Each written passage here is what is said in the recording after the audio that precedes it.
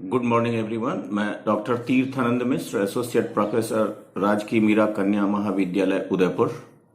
मित्रों, आज हम इस वीडियो के माध्यम से स्त्री प्रत्यय के अंतर्गत नीश प्रत्यय पर चर्चा करेंगे।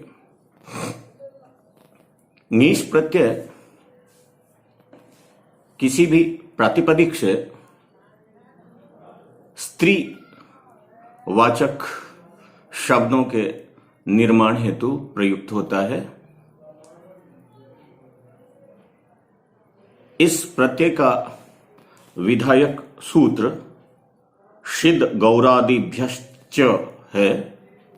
सूत्र का तात्पर्य है शिद्भ्यो गौरादिभ्यश्च नीस स्यात्, अर्थात शित प्रातिपदिक से तथा गौरादि गण में पठित शब्दों से स्त्रीत्व की विवक्षा में नीश प्रत्यय का प्रयोग होता है। दूसरे शब्दों में हम यह कह सकते हैं कि कोई भी ऐसा प्रातिपदिक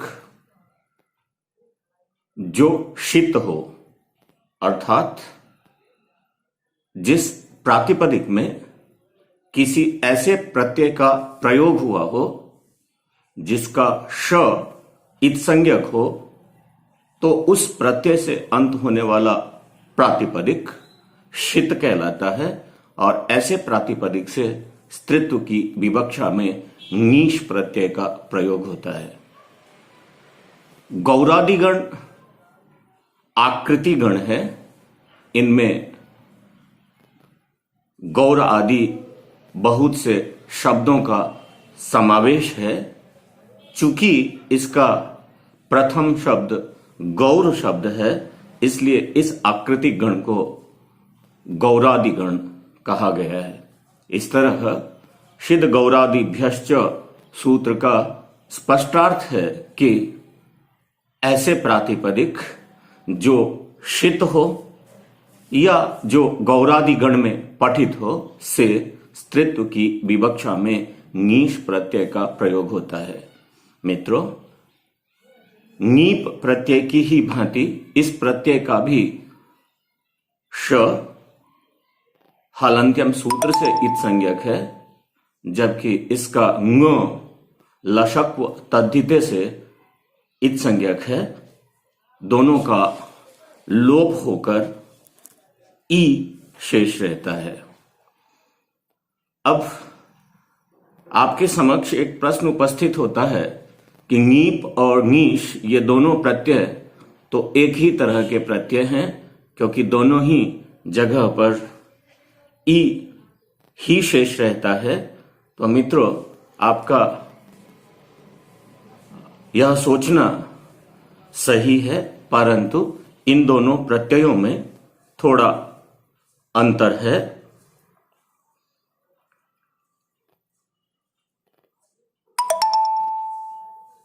नीश प्रत्यय का इकार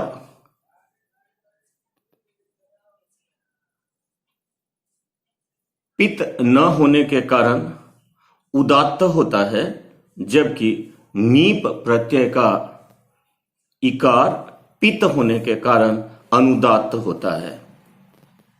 तात्पर्य है कि नीप प्रत्ययांत इकार अनुदात्त होते हैं, जबकि नीश प्रत्ययांत जो इकार होता है वह उदात्त होता है।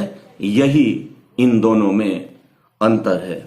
अब हम इस प्रत्यय को यदि उदाहरण की सहायता से समझने का प्रयास करें तो मित्रों, उदाहरण के लिए हम गार्ग्यायन शब्द को ले सकते हैं। गार्ग्यायन शब्द स्फ प्रत्ययांत शब्द होने के कारण शित है। अतः सूत्रानुसार इस गार्ग्यायन से शिद गौरादिभ्यश्च सूत्र से नीश प्रत्यय का प्रयोग होकर प्रथमा विभक्ति के एक वचन में गार्ग्यायनी शब्द बनता है। इसी तरह नर्तक शब्द जो शून्य प्रत्ययांत शब्द है, शित प्रातिपदिक है। इस नर्तक से उपर्युक्त शिद गौरादिभ्यश्च सूत्र से जब नीश प्रत्यय का प्रयोग होता है तो नर्तकी शब्द का निर्माण होता है। मित्रों, ये दोनों उदाहरण तो शित प्रातिपदिक से नीश प्रत्यय के प्रयोग के उदाहरण हैं। इसी तरह से हम गौरादि गण में पठित शब्दों से जब नीश प्रत्यय का प्रयोग करते हैं तो सर्वप्रथम उदाहरण के लिए हम गौर शब्द को ही ग्रहण करते हैं। गौर शब्द गौरादि गण में पठित शब्द है, अतः इस शब्द से शिद गौरादिभ्यश्च सूत्र से जब हम नीश प्रत्यय का प्रयोग करते हैं तो हमारे सामने में गौरी रूप प्राप्त होता है, अर्थात निष्पन्न होता है, और यह गौरी स्त्रीवाचक शब्द है। मित्रों, जैसा कि हमने आपको पूर्व में बताया है कि नीप और नीश प्रत्यय एक ही प्रकार के प्रत्यय हैं, किंतु इनमें थोड़ा अंतर है।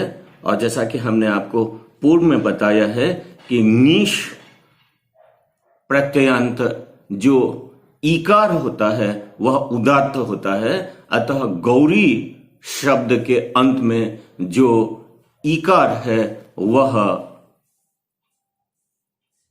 उदात्त है, जबकि नीप प्रत्यय से निष्पन्न स्त्रीवाचक शब्द के अंत में जो ईकार होता है वह ईकार पित होने के कारण से अनुदात्त होता है। मित्रों, इसी तरह आप अन्य शब्दों में नीश प्रत्यय का प्रयोग कर शब्द निर्माण का यदि प्रयास करेंगे तो इस प्रत्यय को आप आत्मसात कर पाएंगे। धन्यवाद। अगले वीडियो में हम स्त्री प्रत्यय से ही संबंधित किसी अन्य प्रत्यय पर चर्चा करेंगे।